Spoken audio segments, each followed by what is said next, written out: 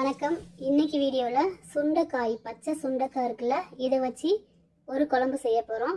இது எப்படி செய்யலான்னு பார்ப்போம். இந்த சுண்டைக்காய் ஃபஸ்ட்டு காம்போடு இருக்கும். அந்த காம்பெல்லாம் நீக்கிட்டு இதை ஒவ்வொரு காயாக எடுத்துட்டு ஒரு பருப்பு மத்து வச்சு தட்டினீங்கன்னா இந்த மாதிரி வந்துடும். உள்ள சீடு தெரியும். பாதி அளவுக்கு தட்டிக்கோங்க, ரொம்ப தட்ட வேண்டாம். இந்த அளவு தட்டி எடுத்து வச்சுக்கோங்க.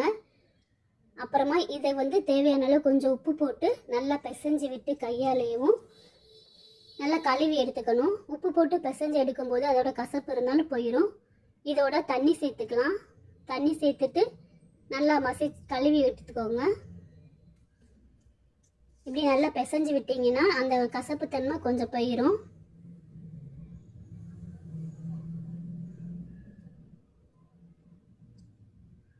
இப்போ இது தனியாக எடுத்து வச்சுக்கிடலாம். இது பாருங்க, நல்லா சுத்தமாயிருச்சு.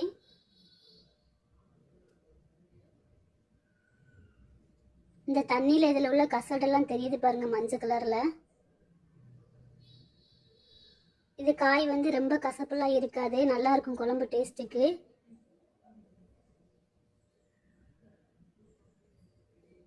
இப்போ இந்த தண்ணியோட கலர் பாருங்க எப்படி இருக்குன்னு. அதில் உள்ள கசடு ஃபுல்லாக இறங்கிருச்சு.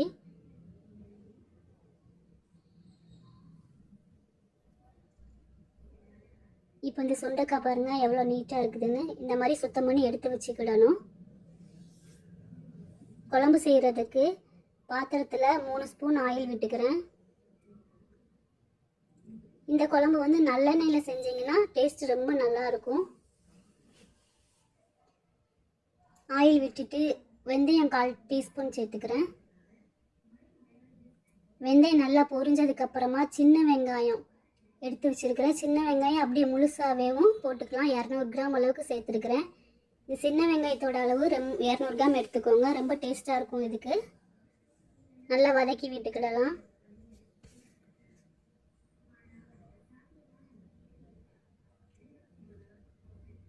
இதோட 2 பச்சை மிளகாய், தக்காளி 2 தக்காளி எடுத்து நறுக்கி வச்சுருக்கிறேன். அதையும் சேர்த்துக்கிடலாம். எல்லாமே நல்லா சுருளை வதக்கிக்கிடணும். வெங்காயம், தக்காளி, மிளகாய் எல்லாமே நல்லா வதங்கி வரணும்.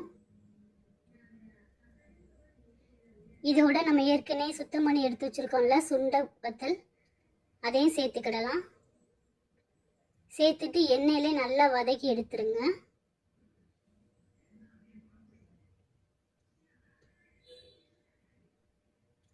இந்த குழம்பு கசப்பே தெரியாது, நல்லா டேஸ்ட்டாக இருக்கும்.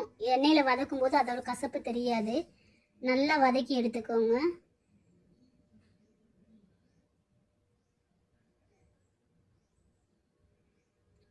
இதோட தக்காளி 2 தக்காளி எடுத்து அரைச்சி வச்சிருக்கிறேன். அந்த தக்காளி விழுதையும் சேர்த்து வதக்கிக்கிடலாம். தக்காளி அரைச்சி ஊற்றும் போது கொஞ்சம் டேஸ்ட்டு கூட கொடுக்கும். அதனால 2 தக்காளி அரைச்சும் சேர்த்துருக்குறேன். நல்லா வதக்கி எடுத்துக்கோங்க. இதோட ஒரு எலுமிச்சம்பழ அளவுக்கு புளி எடுத்து கரைச்சி தண்ணி எடுத்து வச்சுருக்கேன். அந்த தண்ணியும் சேர்த்துக்கிடலாம். அப்புறமா தேவையான அளவு குழம்பு மிளகாய் தூள் சேர்த்துக்கோங்க. தேவையான அளவு உப்பு, 1/4 டீஸ்பூன் மஞ்சள் தூள் சேர்த்துக்கலாம். சேர்த்துட்டு நல்லா கிளறி கொடுத்து கொதிக்க விட்டுடலாம்.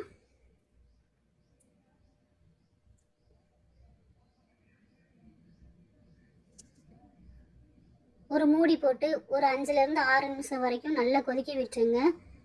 குழம்பு பொடியோட பச்சை வாசனை போகணும். இப்போ பாருங்கள் நல்லா கொதிச்சு வந்திருக்கு. நல்லா கொதிக்க விடும்போது அதோட பச்சை வாசனை போகும். குழம்பு தண்ணியாக தான் இருக்குது, இன்னும் நல்லா திக்காக வரணும். இதோட தேங்காய் அரைச்ச விழுது சேர்த்துக்கிடலாம். சேர்த்துட்டு நல்லா கிளறி விட்டு மறுபடியும் ஒரு 5 நிமிஷம் வேக வச்சு எடுத்துக்கோங்க. தண்ணியாக இருக்கு இல்லையா, இது நல்லா திக்காகி வரணும். அந்த அளவுக்கு வேக விட்டு எடுத்துக்கோங்க.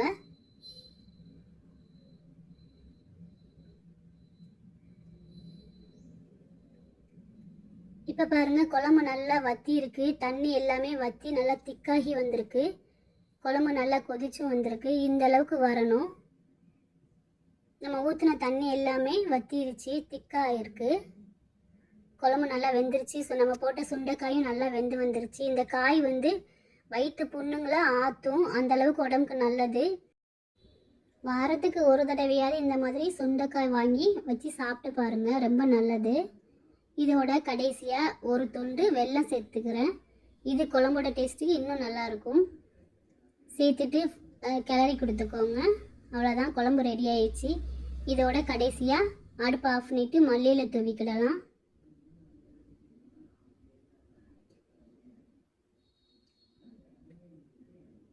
கடைசியாக தாளித்து எடுத்துக்கோங்க. குழம்பு தாளிக்கிறதுக்கு ஆயில் விட்டு கடுகு, சீரகம், கருவேப்பிலை போட்டு தாளிச்சிருக்கிறேன். அதை இதோட சேர்த்துக்கலாம். அவ்வளோதாங்க, சுண்டை வத்தல் குழம்பு ரெடி ஆயிடுச்சு. இதே மாதிரி செஞ்சு சாப்பிட்டு பாருங்கள், ரொம்பவே நல்லா இருக்கும்.